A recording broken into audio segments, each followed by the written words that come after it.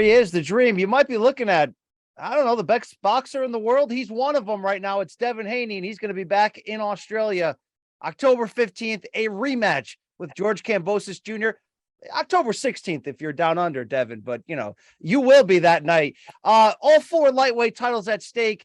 You're coming out 23 years old, but I feel like finally the world's waking up to what you got going on there. Are you finally feeling the love as well? Yeah, I definitely feel like that. It's been a long time coming, but the world is finally giving me my respect. And yeah, I'm thankful for it. Thank God for it. And it will only start respecting me more and liking me more because I'm only getting better. And on October 15th, I will show it. Yeah, I can't believe how young you still are. How do you explain the maturity that you show in the ring? It's not just your technique, your ability to do it all in there, but it doesn't seem like you get overwhelmed by pressure, by punchers, by criticism. Yeah, I mean, I think I just was born to be in this position. Like I said, I thank God for it. I'm blessed with super talent, IQ in the ring. So I trust my skills when I get in the ring. So nothing really worries me because I know the work that I put in and the skill set that I have. You made a big power move ahead of the first Kambosos fight, moving your talents to ESPN. I'm sure financially this was a big step forward for you, but you've always seemingly been like kind of ahead of the game. You've always had big suitors chasing you, promoters, networks, and you and your father have kind of done it your own way. What kind of lessons do you think you learned along the way and how to sort of control your own path on the promotional and business side? Yeah, that was one of our main things that me and my father have set out to do is, pretty much to control, our own destiny. And so, we made the right decisions up to this point, from promoter to promoter, from promoter to promoter, network to network, and ESPN, Top Rank is where it's at now. And I'm blessed to be here, and everything is going great. All right, the narrative for this rematch, ESPN, October 15th, Kambosos, is, hey, we're doing this again because there's a lot of money involved, and that's what the contract said. Do you want to do this rematch, Devin Haney? I mean, I had no choice. I signed up for it, not once but twice. So, I was mentally ready for it after the first one, ready to do it again. So we're doing it again, and I'm excited for it. When you look back at that first night, June 5th, Marvel Stadium in Melbourne, you shut a lot of people up. I mean, there wasn't a lot of buzz from that fight because you shut Kambosos down. How it looked easy. How easy was it for you in there? Yeah, it was easy because I made it easy in there. And on October 15th, we look to do the same. I just feel like I'm, on a different level than Kambosos. And once again, I will handicap him to, make him look like he's, an average fighter, like he's a regular fighter, which he's not. But I will make him look like that on October 15th once again. Yeah, I mean, that's the credit to you for sort of making it look so easy. Do you feel, though, in hindsight, knowing he had the rematch in his back pocket, that maybe he didn't take the same kind of chances he did against Teofimo Lopez? No, I just think that I didn't give him any of those looks. I never gave him no openings. If he could have went in there and did what he did against Teal, he would have did it. He just couldn't. So I think that was all the excuse, for him to say, "Oh, well, I knew I had a rematch and I didn't, tries, or I didn't have the hunger or whatever." It's not true. Second time around, I'm sure you're going to expect a different George Kambosos. Maybe if he needs to get there, a reckless one who's got nothing else to lose but to go for it. Do you see the fight playing out any differently from your side and how you plan to execute your game plan against him? Yeah, I think it will be a different fight because he's going to be much more aggressive, and it's going to lead to more openings and a better performance for me because he's going to give me more than he did in the first fight. How did you take Australia the first trip around? I know you kind of went there as the arriving foreign villain, but could you hang down there? Did you like the experience? Yeah, truthfully, I did. at first going into Australia, I didn't know what to expect. So obviously I was expecting, the worst. But once I got there, I actually liked it. And I had a ton of fun there. And I look forward this time around going back. You've, we talked about your age and the success you've had, and, your last 4 wins, I'll put them up against anybody in your, your weight class or the sport in terms of your succession and taking on tougher challenges. When do you feel like you first realized that, like, I could be a phenom at this? If I put in the work, I could go pro and become an undisputed champion. Yeah, at a young age, I would say 12, 13 years old, I had my eyes set on, being one of the best in the sport.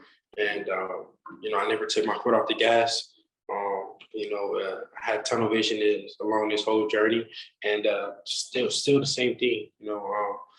I am one of the best in the world, but I want my name to be mentioned with the greats, when it's all said and done. So, still got milestones to collect.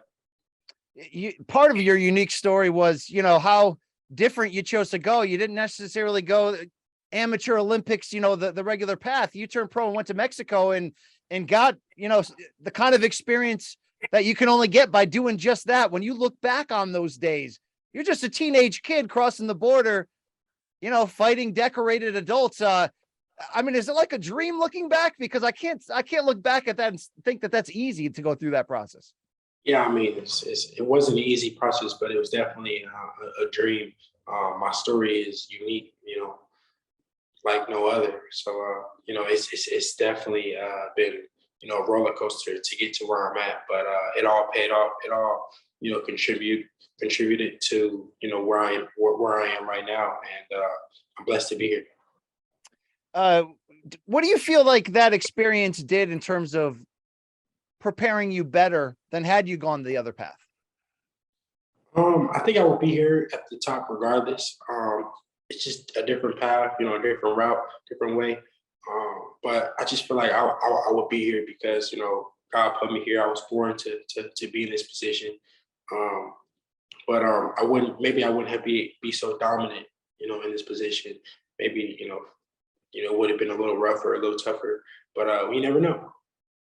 Look, you're not looking past Kambosos. October 15th, we're all going to be tuned in to see if the second chapter in this rivalry is any different. But when you look at the landscape at 135, or even in and around it, because we've got some big names coming in, going out, who do you actually think is the toughest potential challenge to your unbeaten record? There's so many, good fights at the 135-pound division.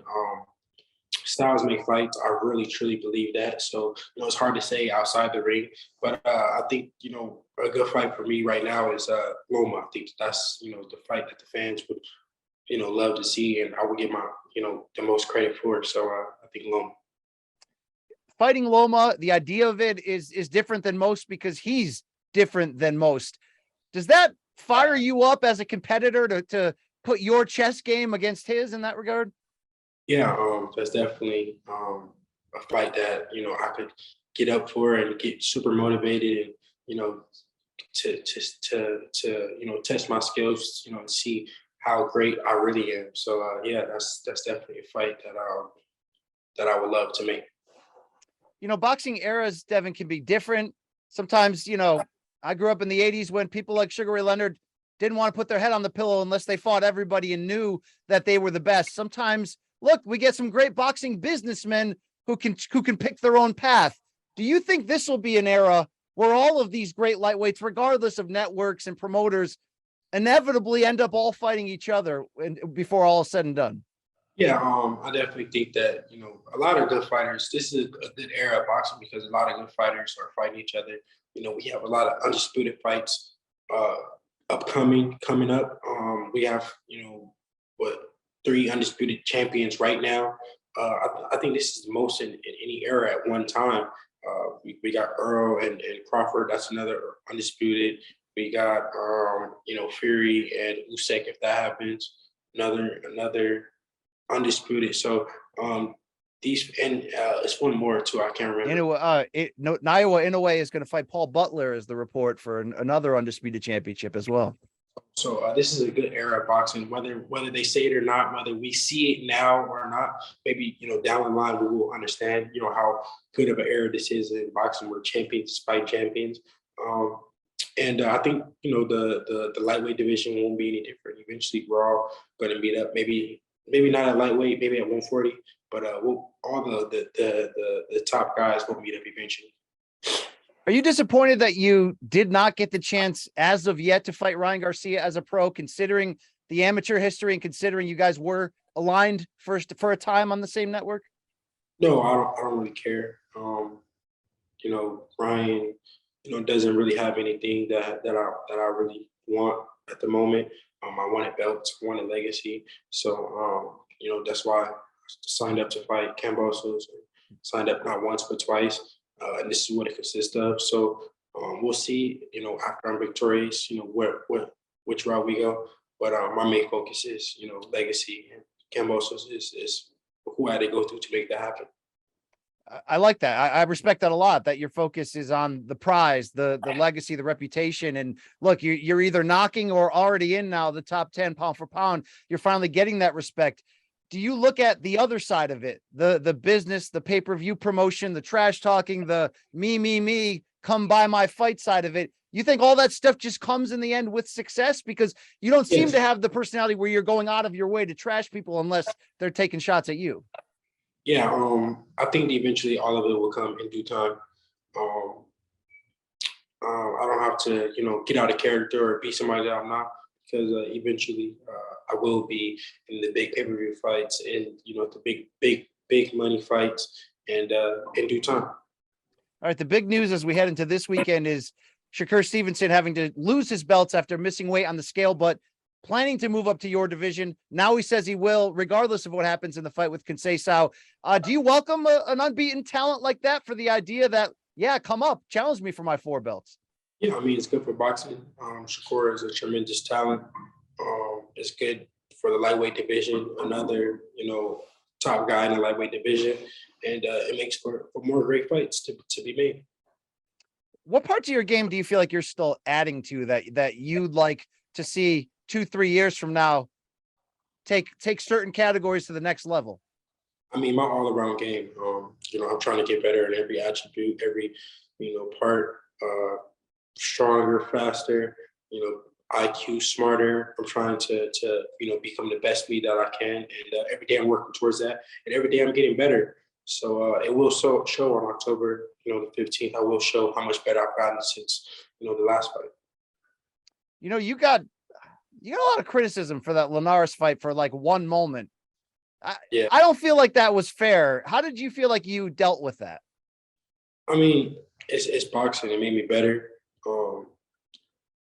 You never know until if somebody has a chin or something like that until they actually get punched. It's boxing. It's hard to swim without getting wet, and I took it, and I stayed up, and we got through it. On to the next. And they can criticize all they want. Now they said what they said then, but now those are the same people that's giving me my respect now. So that's all that matters. I hate comparing new guys to greats of the past, because it shouldn't be. You all are carving out your own path. But if anybody ever gets Floyd Mayweather comparison, sometimes I hear whispers, man, Shakur Stevenson. A lot of times I hear whispers, you in your ability, and let's give Floyd his respect to, if you need to, shut a fight down from distance and control with boxing. Do you accept those comparisons once in a while when you hear them? Yeah, I'm blessed to be, compared to such a great at a sport. Arguably the greatest of the sport. It's a blessing. But Devin Haney is doing it his way, and at the end of the day, I'm taking a little bit from this person, that person, and making it Devin Haney style. Well, given your ability to do just what I mentioned, control a fight, hit and not get hit, does part of you want to have one of these fight of the year contenders, these, dramatic overcoming late stoppages? I mean, sometimes in this game, that's what you have to do. Are you itching for one of those? I mean, the name of the game is to hit and not get hit. That's the art of boxing. Sometimes, you do get into those kind of fights, but the if you're winning easily and you know you leaving out of a fight, you know, unmarked, then why not keep doing that? Nobody likes taking punches for fun, and I don't care who you are.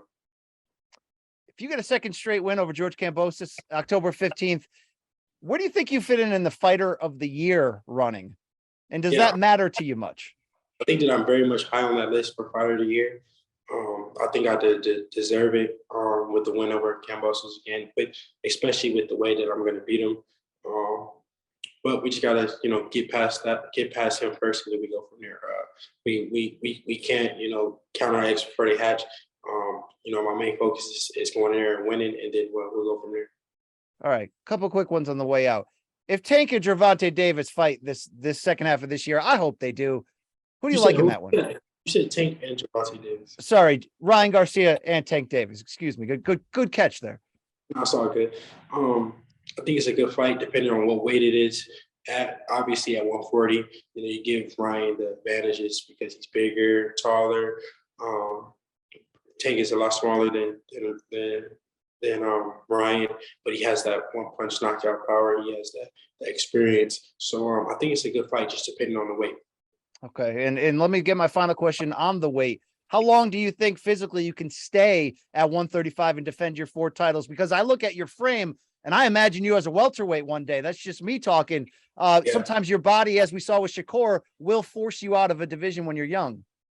Yeah, definitely. My body frame is huge for the weight class, but we're just gonna take it one fight at a time. You know, I don't want to, you know, say a certain amount of fights and then, you know, I end up, you know, hurting myself staying at the weight. So my main focus is to just, you know, take it one fight at a time, and then we'll go from there. So, you know, I'll see how I feel on October 15th.